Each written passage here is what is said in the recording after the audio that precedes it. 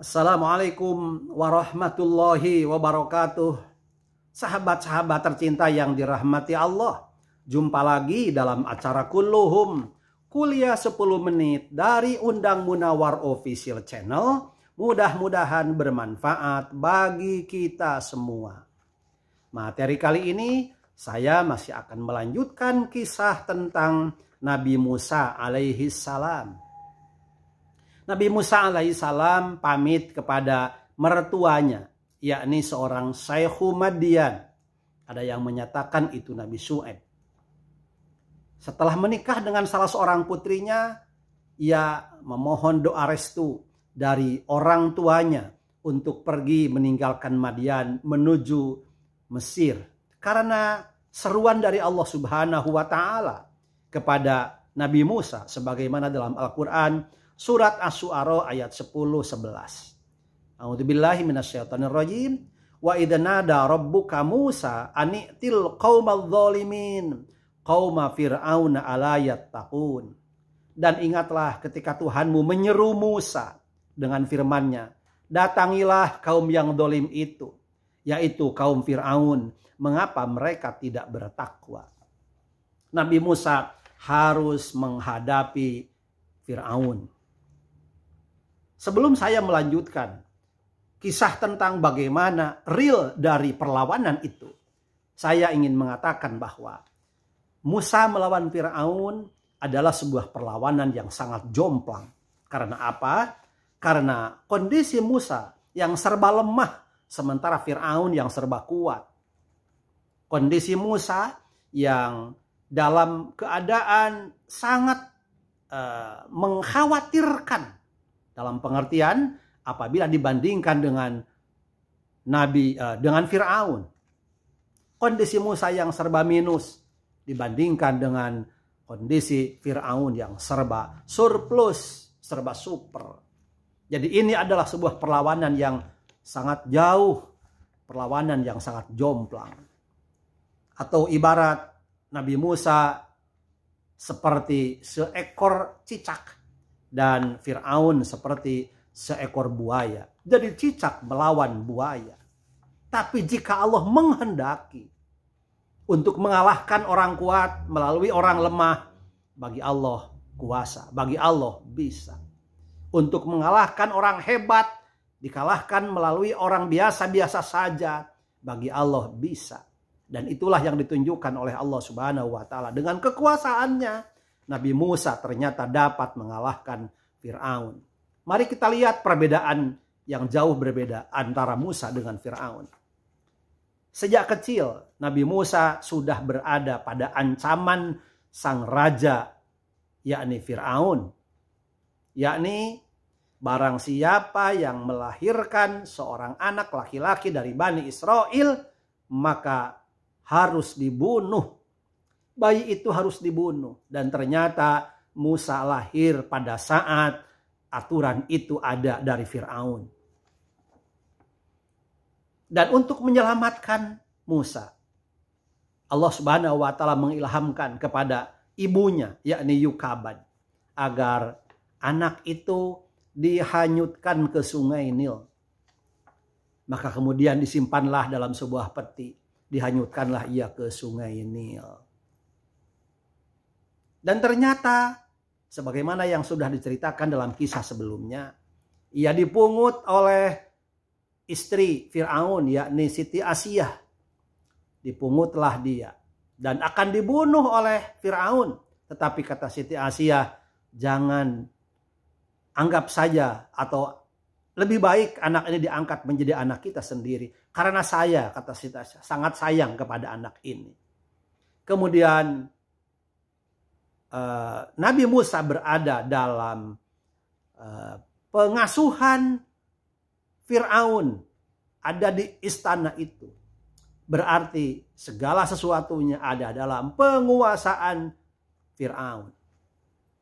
Kemudian ia dewasa. Dan setelah dewasa, ia juga ternyata dalam kondisi yang sangat lemah. Karena apa? Karena yang pertama diriwayatkan bahwa itu juga sudah dijelaskan pada kisah sebelumnya. Nabi Musa tidak bisa bicara fasih. Jadi kalau istilah sekarang ngomongnya itu gagap. Karena itu Nabi Musa memohon kepada Allah agar dibarengi dengan saudaranya, yakni kakaknya, Nabi Harun. Yang Nabi Harun itu oleh Allah diberi kelebihan bicaranya fasih. Dan kemudian Nabi Musa pernah melakukan sebuah kesalahan besar, yakni membunuh bangsa Mesir, bangsanya Fir'aun. Sehingga Nabi Musa menjadi buronan, dikejar-kejar oleh Fir'aun, akan dibunuh. Kondisi itu menunjukkan bahwa Nabi Musa dalam kondisi lemah. Tetapi sekarang Allah Subhanahu wa Ta'ala memerintahkan kepada Nabi Musa agar Nabi Musa melawan Fir'aun. Bagaimana Fir'aun? Keadaan yang sesungguhnya dapat dilihat tentang Fir'aun. Fir'aun dianugerahi oleh Allah kekuatan, kesehatan, kekuasaan, harta, kekayaan, sehingga ia merasa paling hebat sampai dirinya merasa sebagai Tuhan. Ana rabbukumul a'la. Aku adalah Tuhan kalian yang maha tinggi. Musa berkata dalam surat Yunus ayat 88. A'udzubillahi minasyaitonir rajim. Wa qala Musa rabbana innaka ataita fir'auna wa mala'ahu zinatan wa amwalan fil hayatid dunya. Rabbana liyudillu an sabilik. Rabbana tmis ala amwalihim wasdud ala qulubihim fala yu'minu hatta yarawul adzabal alim.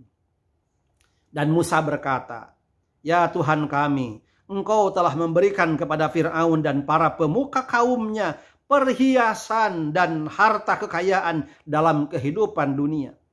Ya Tuhan kami, akibatnya mereka menyesatkan manusia dari jalan-Mu.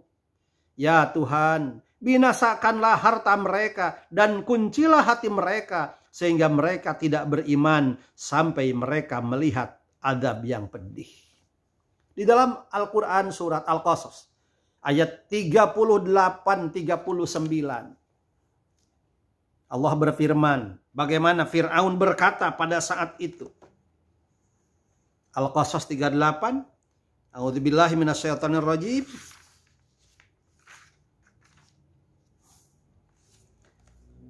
Wa qala Fir'aunu ya ayyuhal mala'u ma alimtu lakum min ilahin ghairi fa'auqid li ya hamanu 'alat tini faj'al li sarhal 'ali attali'u ila ilahi Musa wa inni la adunnuhu minal kadhibin. Dan Fir'aun berkata, wahai para pembesar kaumku, aku tidak mengetahui ada Tuhan bagimu selain aku. Begitu sombongnya Fir'aun.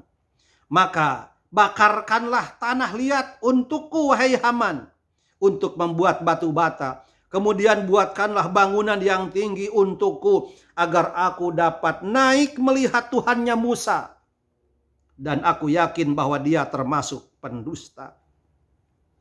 Ayat 39-nya. Wastakbara huwa wa junuduhu fil ardi bighairil haqqi wa dhannu annahum ilaina la yurja'un. Dan dia Fir'aun dan bala tentaranya berlaku sombong di bumi tanpa alasan yang benar, dan mereka mengira bahwa mereka tidak akan dikembalikan kepada kami. Demikian kondisi yang jauh berbeda antara Musa dengan Fir'aun. Tetapi Allah sekarang memerintahkan kepada Musa, lawan Fir'aun, lawan kedoliman itu, lawan penguasa itu. Biarlah, kata Allah, aku akan membantumu wahai Musa. Karena yang kuasa adalah aku. Kamu hanya harus memohon kepadaku agar apa yang ingin kamu lakukan dapat aku bantu. Aku menolongnya. Dan apa yang terjadi pada Al-Qasas ayat 40. Fa'akhadnahu wa junudahu fanabadnahum fil yammi fangdur kaifa kana akibatud dzalimin. Maka kami siksa dia Fir'aun dan bala tentaranya. Lalu kami lemparkan mereka ke dalam laut. Maka perhatikanlah bagaimana kesudahan orang yang dolim.